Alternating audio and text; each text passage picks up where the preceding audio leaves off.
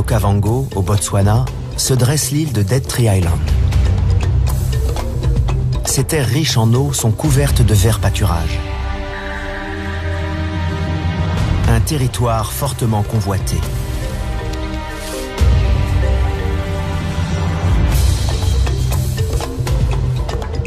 Dans l'ombre, rôde le félin le plus secret d'Afrique.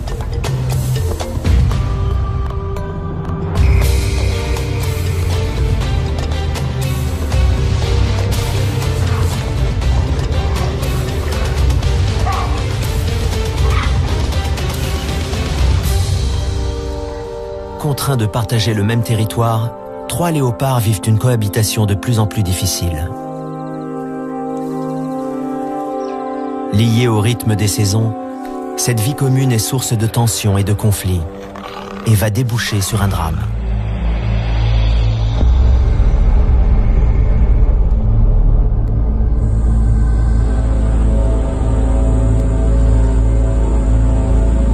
Le maître incontesté des lieux est le mâle dominant, Bouddha, un individu robuste de 5 ans, dans la fleur de l'âge.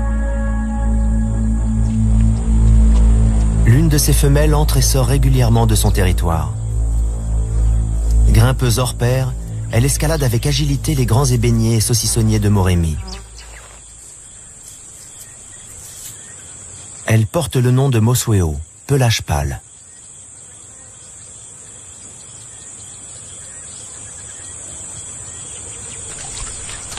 Tipa, leur fils de 3 ans, flirte avec le danger au sein du territoire de ses parents. Selon la loi des léopards, il aurait déjà dû partir pour mener sa propre vie, mais il n'a pas franchi le pas. Traîner dans les pattes de Bouddha et de Mosweo ne peut que lui attirer des ennuis, mais il semble ne pas mesurer les risques encourus.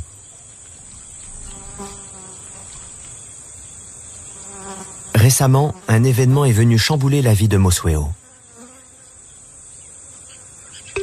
Elle vient tout juste de donner naissance à 2 petits. Et Tipa représente une menace potentielle.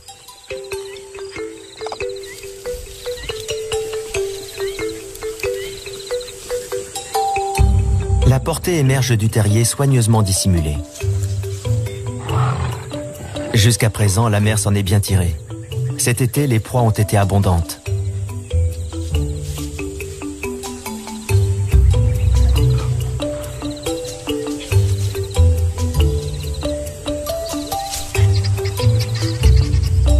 Le léopard est un animal solitaire, et Mosweo doit mobiliser tout son savoir-faire pour élever sa progéniture. Le taux de survie des petits léopards est inférieur à 50%. La plupart des jeunes meurent au cours de leur première année, alors que leur mère est partie chasser. À chaque nouvelle naissance, les femelles léopards sont confrontées à cette dure réalité. Mosweo n'a pas d'autre choix que de laisser ses petits pour trouver de la nourriture.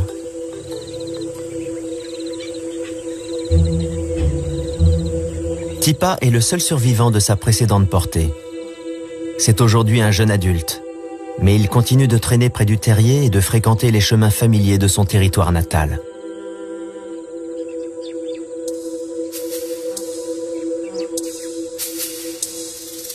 Jusqu'à ce jour, Mosweo a toléré sa présence sur son domaine.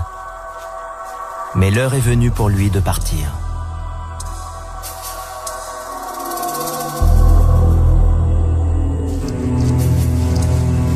Mosweo s'est lancée sur le sentier de la guerre. Elle avance d'un pas décidé, la queue dressée vers le haut.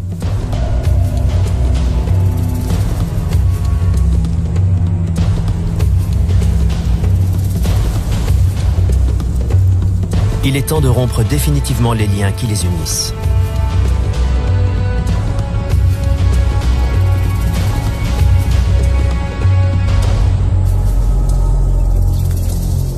Mosweo marque son territoire près de l'arbre de Tipa.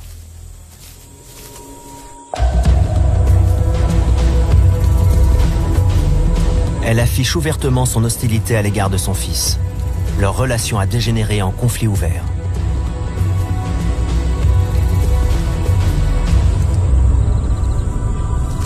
Tipa porte encore les blessures subies lors d'un précédent combat.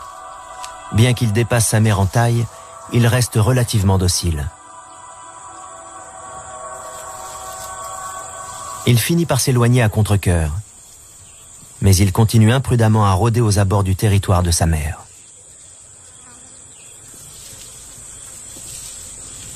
Alors qu'il s'enfonce dans un bois voisin, il tombe sur un redoutable adversaire.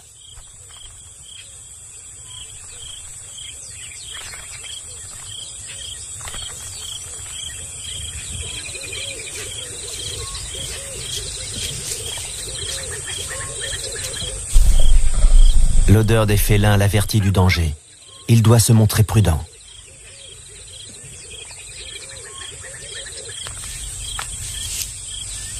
Ses premiers jours passés en territoire inconnu sont périlleux. Le jeune Tipa est extrêmement vulnérable. Les lions sont les principaux prédateurs du léopard. Non seulement ils tueraient un bébé, mais ils arracheraient un à un les membres de Tipa. Celui-ci doit les contourner sans un bruit. La menace qui pesait sur ses petits étant écartée, Mosweo peut désormais se concentrer sur son activité de prédilection, la chasse.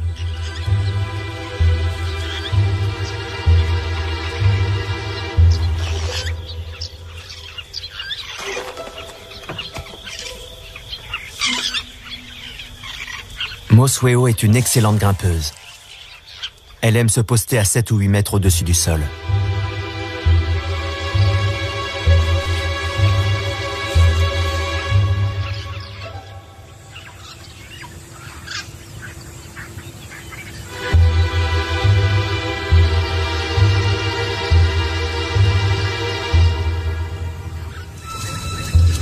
Le léopard est le seul félin qui exploite la gravité pour chasser.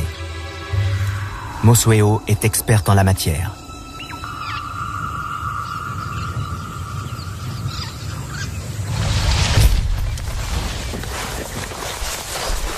Cette technique est rapide, discrète et efficace.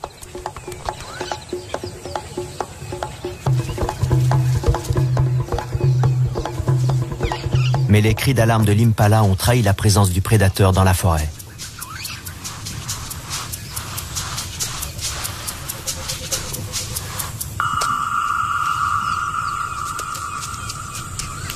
Les hyènes ont entendu des bruits de lutte.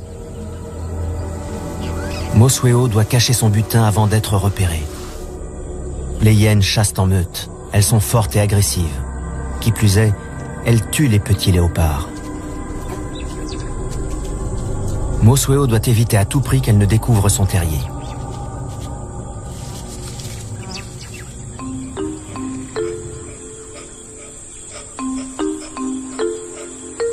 Elle prend le risque d'aller chercher ses petits et de les conduire jusqu'à la proie, en empruntant les chemins secrets qu'elle connaît si bien.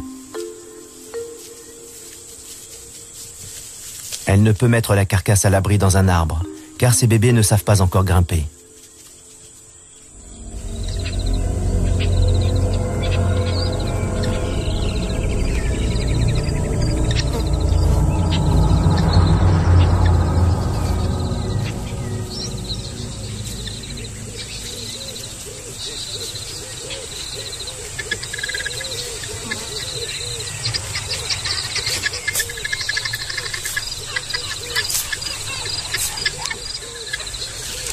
Sur le sol, la petite famille est exposée au danger.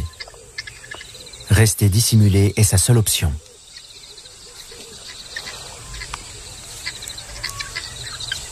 Ici, le léopard est dans son élément. Camouflés dans les broussailles, les petits peuvent manger un moment sans être dérangés.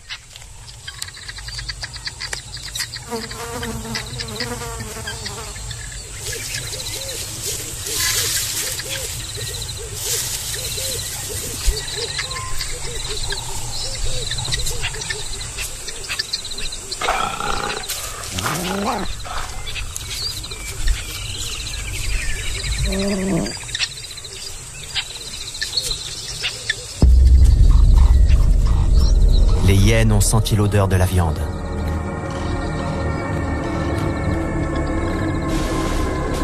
Elles se rapprochent de leur proie. Mosueo doit agir rapidement et résolument. Son plan est de détourner l'attention des hyènes et de les attirer assez loin pour permettre à ses petits de s'éloigner.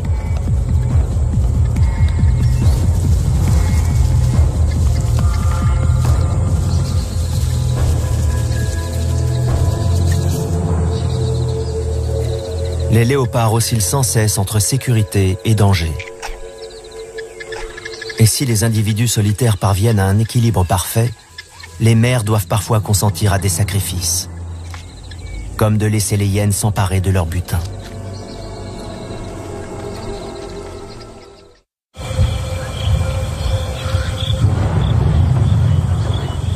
Dead Tree Island se métamorphose au fil des saisons. C'est l'un des rares endroits où l'eau potable est présente en permanence. Toutefois, en été, les herbivores sont tributaires de la pluie qui fait reverdir les pâturages.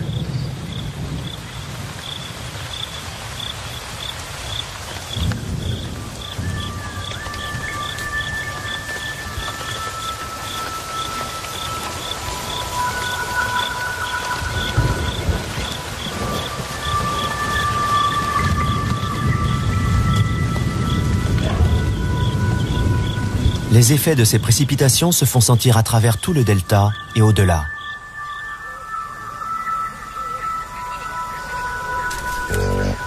Le sol se couvre d'un épais tapis vert.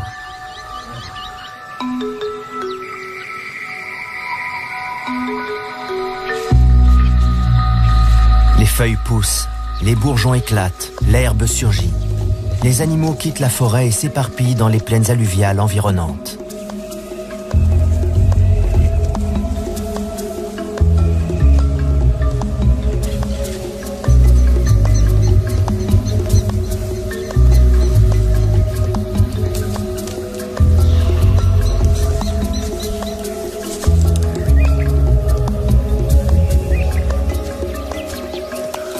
L'abondance d'eau et de nourriture amène la saison de mise bas chez l'impala, l'une des proies favorites du léopard.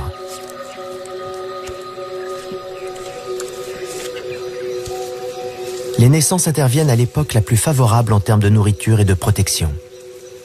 Les petits, leur mère et le troupeau subissent ainsi un stress moins important.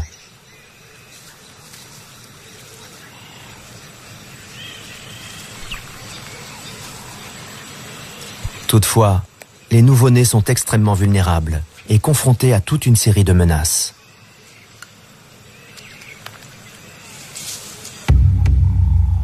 L'île abrite un autre chasseur expert, le python de Seba.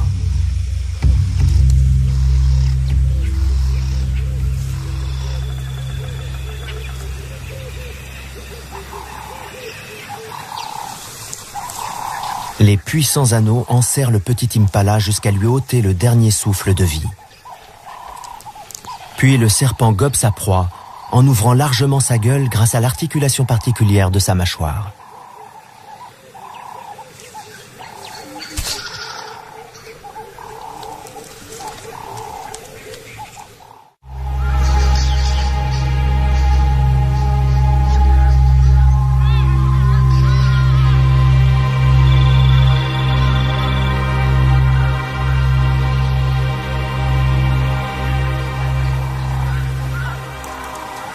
Les troupeaux d'impala itinérants constituent une source fiable de nourriture.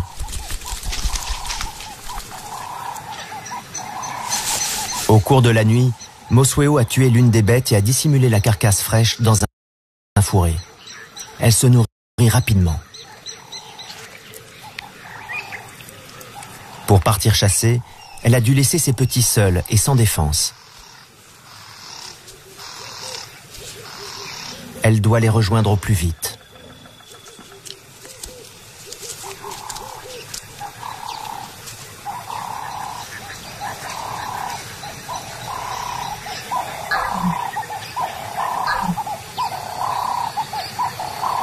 Alors qu'elle s'approche du terrier, Mosueo sent le danger.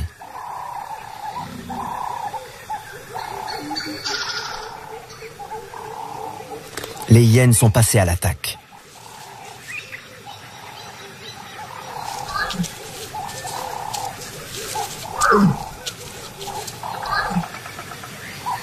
La mère émet des grognements sourds et brefs.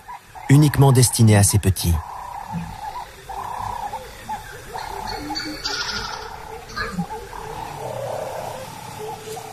Un seul lui répond.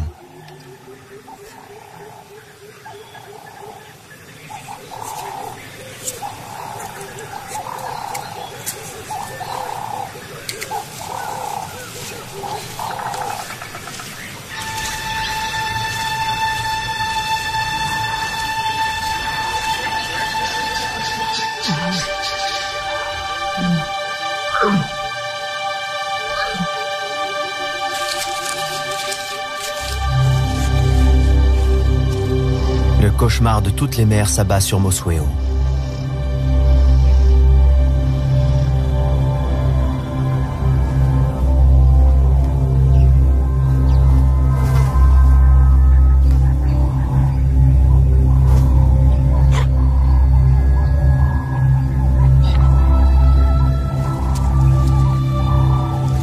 Ses appels semblent désespérés, mais en même temps pleins d'espoir. Son autre petit, la chair de sa chair, lui a été enlevé en une seule nuit.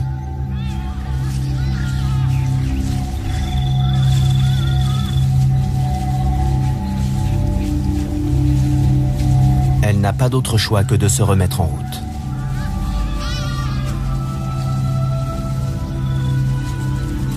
Dans la vie d'un léopard, on n'a guère le temps de pleurer les morts. La petite femelle qui a survécu est en pleine croissance et a besoin de viande.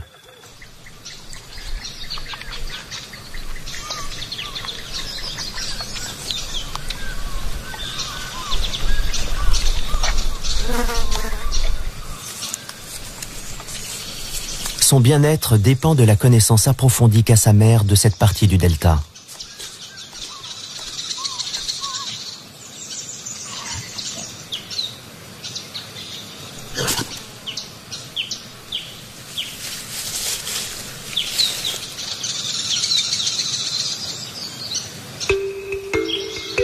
La pluie a cessé, et dans toute l'île, la végétation commence à brunir. Les animaux le sentent.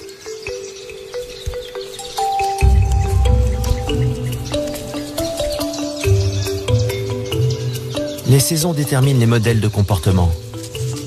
Chaque espèce réagit à sa manière.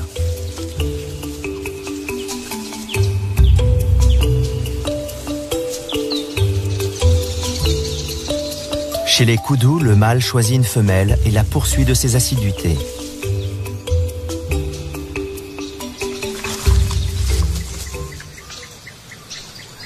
Tipa est embusqué dans les broussailles. Il s'est égaré et se retrouve sur son territoire d'origine.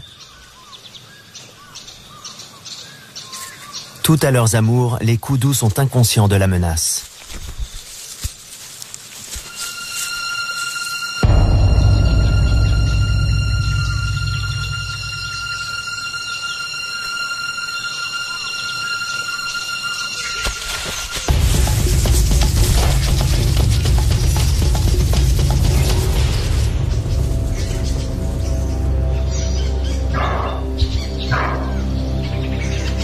Le manque d'expérience de Tipa est flagrant.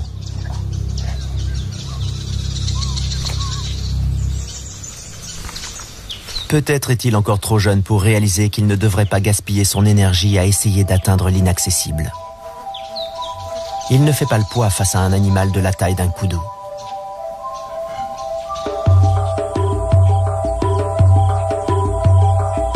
Les nuées de Kelea annoncent l'arrivée de l'hiver, la saison sèche.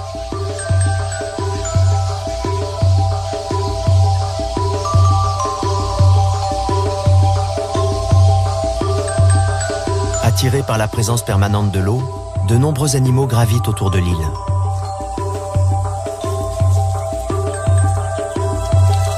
Lors de cette saison plus rigoureuse, s'accomplit l'un des miracles de la nature. Le saucissonnier renaît à la vie. Cet arbre offre un précieux trésor pour l'hiver.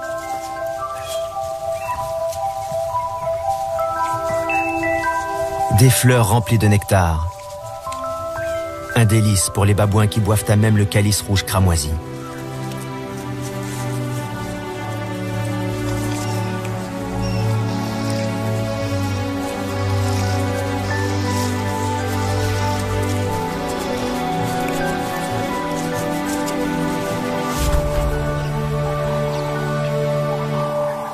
Tipa doit être plus flexible dans sa stratégie de chasse. Il doit apprendre à anticiper les mouvements de ses proies. Les babouins mangent salement. Et bientôt, les impalas s'approchent pour se nourrir des fleurs qui tapissent le sol. Tipa observe en silence et attend.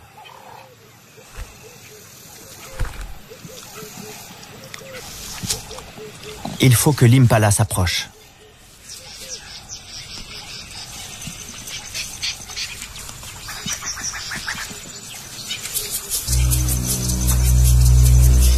Mais la troupe de babouins en maraude a pris possession de son arbre.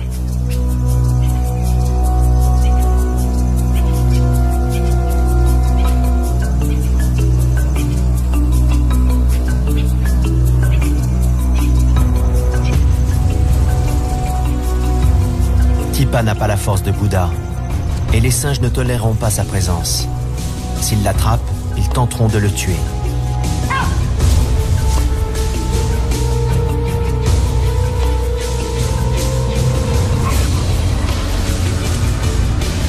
Il ne peut risquer un affrontement. Une blessure pourrait lui coûter cher.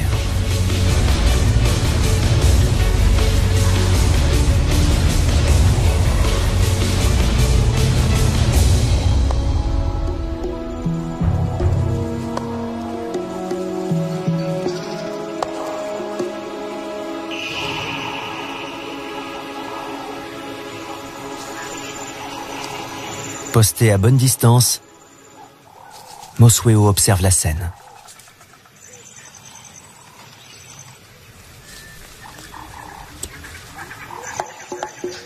Soudain, son regard se porte sur la proie de Tipa.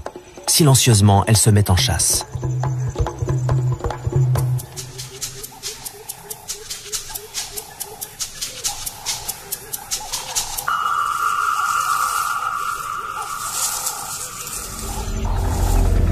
Elle choisit un arbre placé sur le parcours du troupeau, dans l'espoir que les fleurs attireront les impalas sous son poste de guet.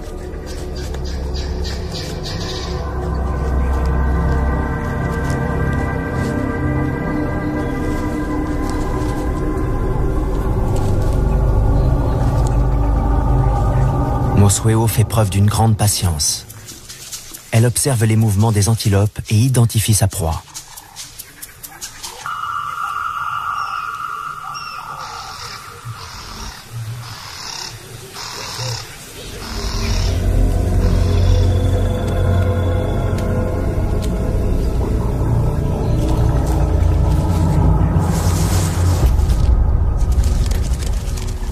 Mais cette fois, la voltigeuse a manqué sa cible.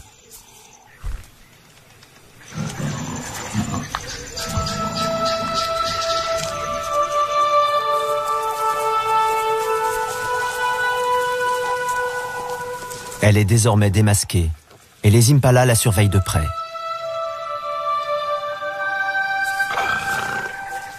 Sa contrariété est manifeste. Toute cette énergie gaspillée pour rien.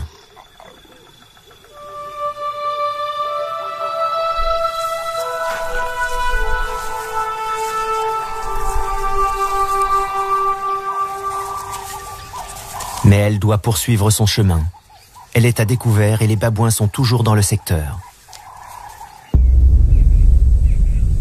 Pour aggraver les choses, les cris des impalas ont alerté les lions.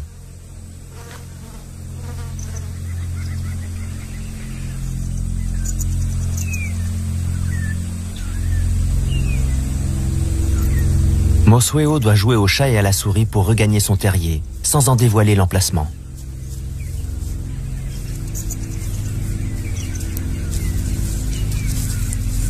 En rechignant à rester à distance du territoire de sa mère, Tipa provoque le chaos. Ses tentatives maladroites pour chasser ont multiplié les pressions sur Mosweo.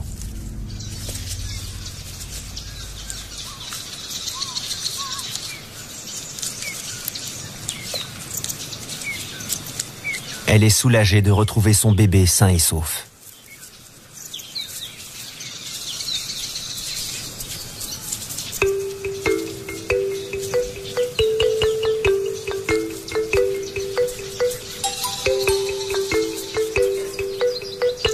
Elle décide de s'installer dans un nouveau terrier. Les lions étaient bien trop près à son goût.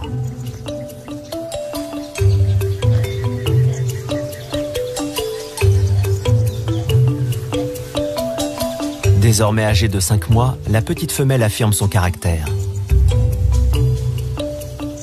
Elle aime jouer avec la queue de sa mère. Un bon moyen de tester ses réflexes.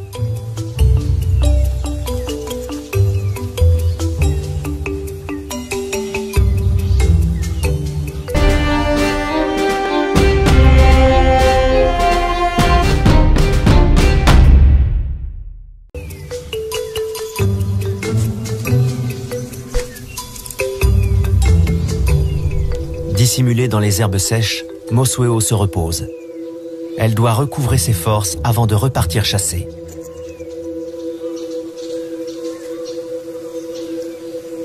Pour l'heure, tout se passe bien pour la mère et sa petite. Elles sont en sécurité dans le nouveau terrier.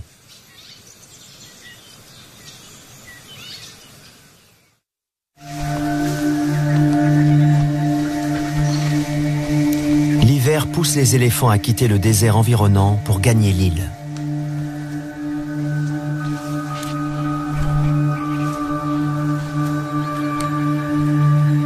Les coqs de Lechwe s'y rassemblent également. L'eau est leur allié.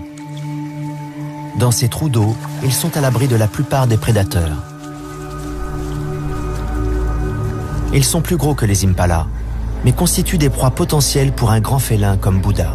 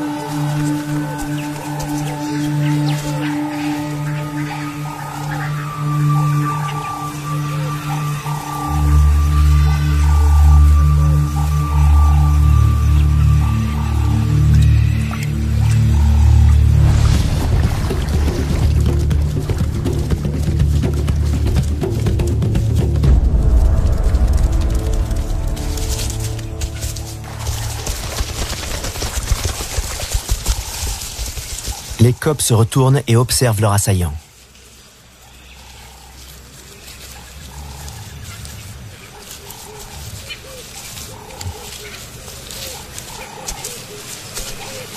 Ils identifient son odeur et la gravent dans leur mémoire pour pouvoir s'y référer par la suite, tout en s'assurant que Bouddha quitte bien le secteur.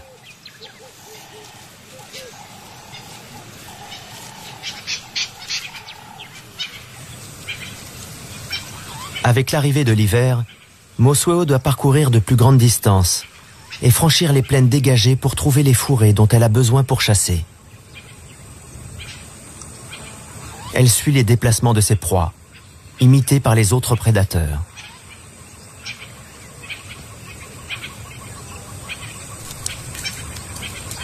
Pour un léopard, un changement de territoire est toujours risqué. Mais Mosueo a tout fait de trouver un arbre dans un secteur qui lui plaît. Depuis ce poste d'observation, elle peut voir les troupeaux d'éléphants affluant dans le delta pour se reproduire. C'est le mois d'octobre et la chaleur est intense.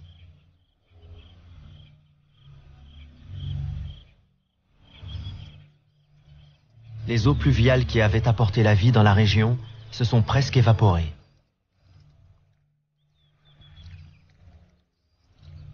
Dead Tree Island attire les habitants de l'Okavango, désireux de se rapprocher des derniers points d'eau.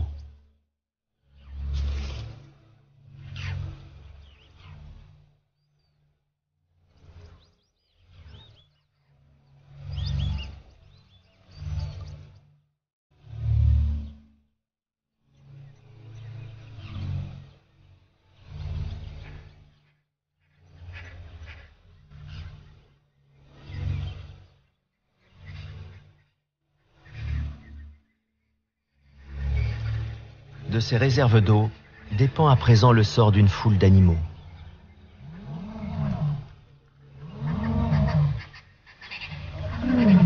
Ils sont réunis en un seul groupe et les chemins des prédateurs se croisent dangereusement.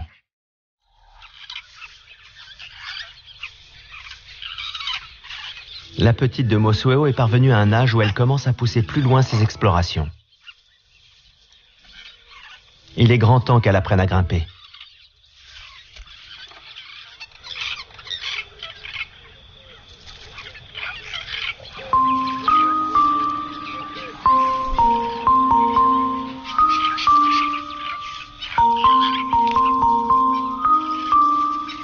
Un peu mal assurée, elle tente d'atteindre des cratéropes fléchés.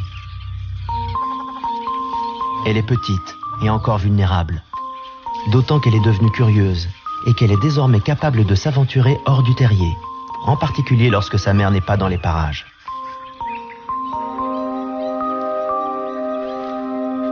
Mosueo est partie chasser très loin.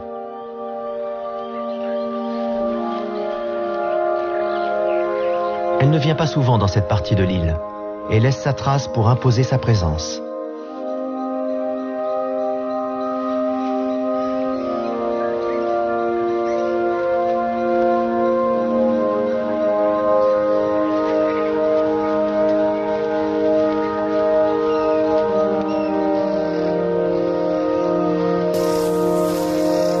Elle s'avance dans une plaine ouverte où 2 chacals à flancs rayés furettent à la recherche de nourriture. En cette rude saison, Mosueo tire profit de toutes les occasions qui s'offrent à elle.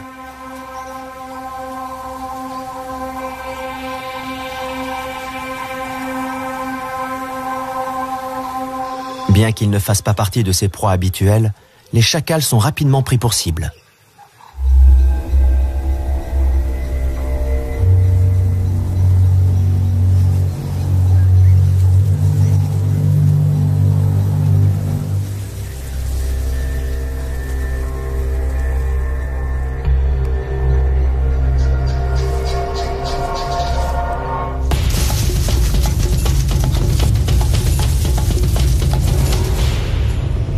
Mais ce sont des animaux malins et capables de pointes de vitesse impressionnantes.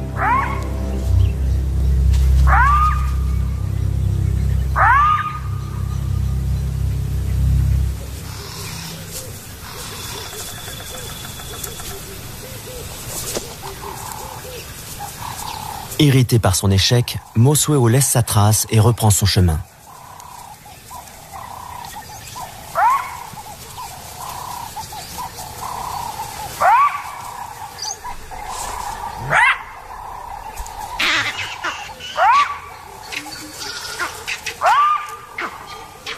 Aux aboiements des chacals font écho les cris des singes verts qui se font entendre dans le lointain.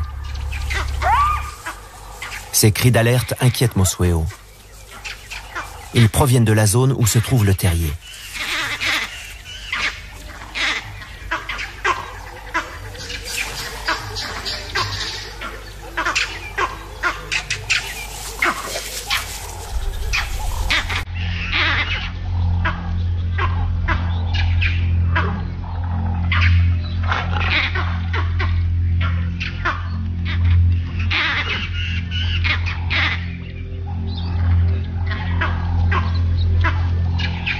Alors qu'elle s'approche de l'endroit signalé par les singes, Mosueo avance avec précaution.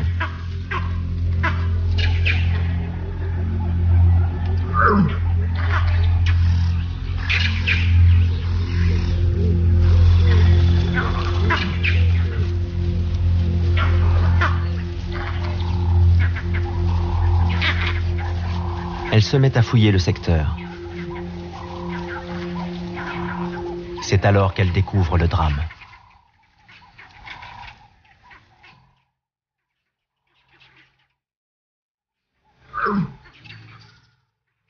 Le petit léopard a la patte arrière coincée dans un arbre et son bassin est fracturé.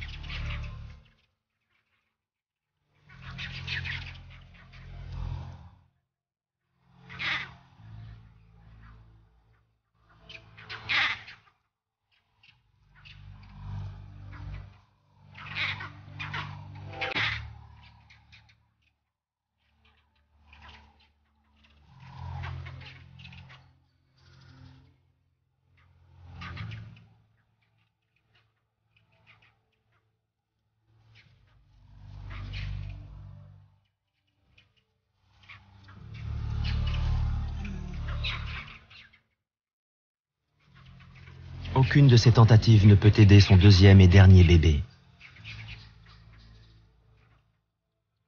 Ni ses coups de patte légers, ni ses encouragements affectueux. Peut-être une dernière invitation à chasser.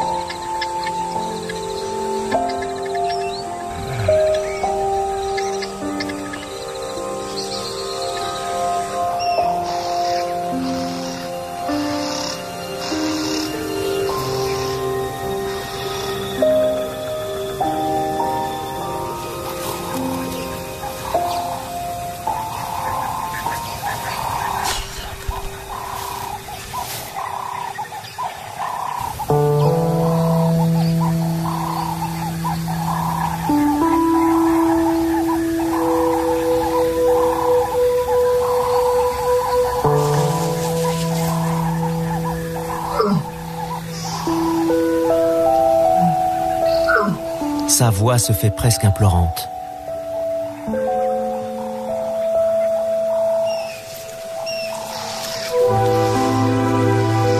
Une dernière tentative, et la patte du bébé est dégagée.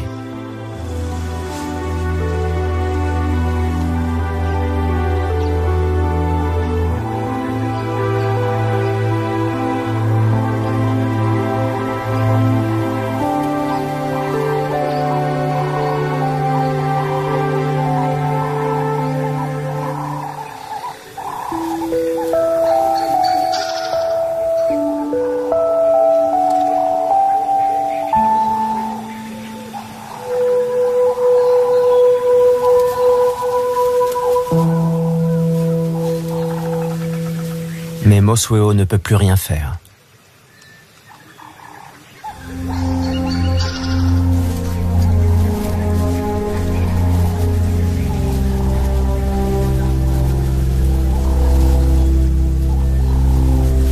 Mobilisant ses dernières forces, le petit léopard se traîne jusqu'à son dernier lieu de repos. Sa mère a déjà décidé de laisser cette scène traumatisante derrière elle.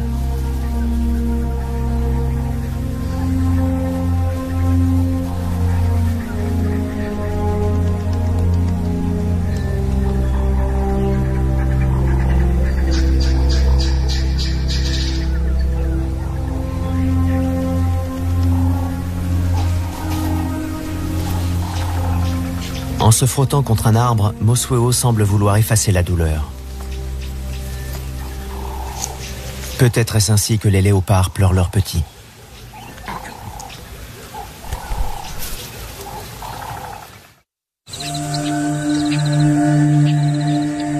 La chaleur monte. La pluie ne va pas tarder. Bouddha parcourt des territoires inexplorés. Il a décelé une odeur intéressante. Un effluve qu'il ne peut s'empêcher de trouver irrésistible.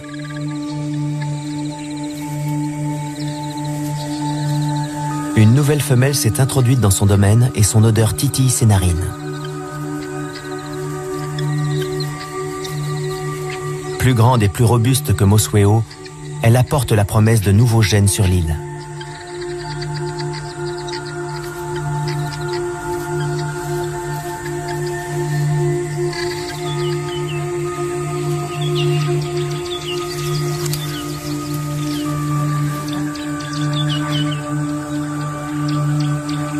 Resté à distance, Mosweo observe la nouvelle venue avec inquiétude. Bouddha ressent le besoin incontrôlable de se rouler sur le sol pour s'imprégner de l'odeur de la nouvelle femelle. Car cette odeur si particulière est celle d'une femelle en chaleur.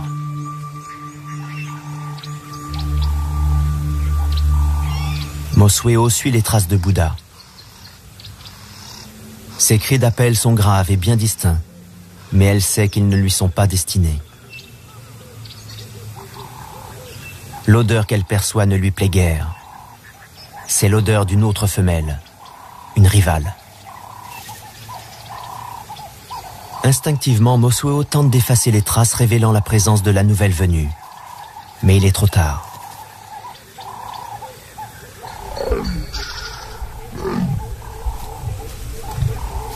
À son tour, Bouddha émet un signal à l'attention de sa future partenaire.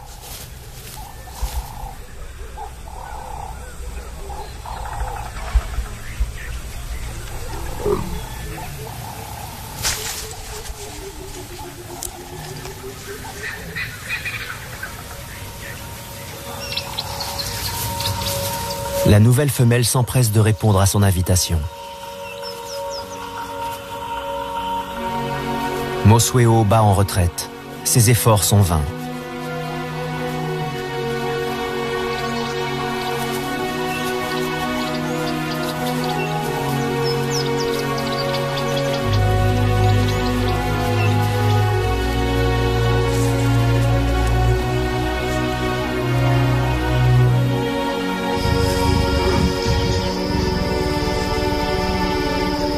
Sa rivale a trouvé Bouddha.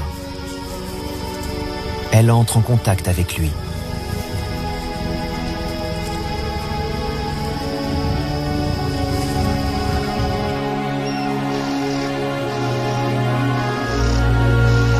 Mosuo quitte l'endroit où elle a donné naissance, peut-être pour chercher un autre territoire et un nouveau partenaire.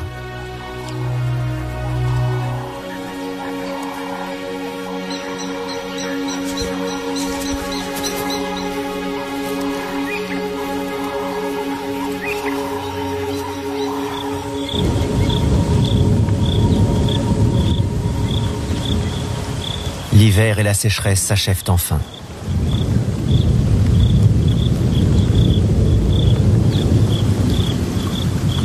Le changement de saison déclenche chez Bouddha le besoin de se reproduire.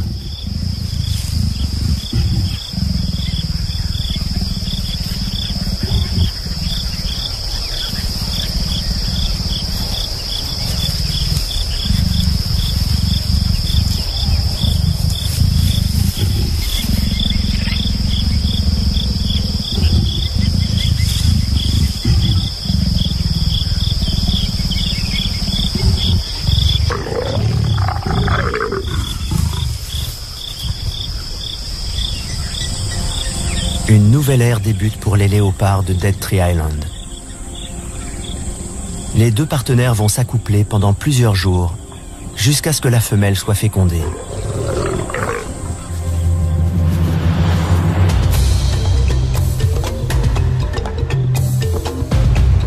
La tragédie a fait place à l'espoir, et la nature offre un visage plus accueillant. Bouddha est satisfait du travail accompli. À l'aube d'une nouvelle saison fructueuse, l'héritage des léopards de Dead Tree Island a été préservé.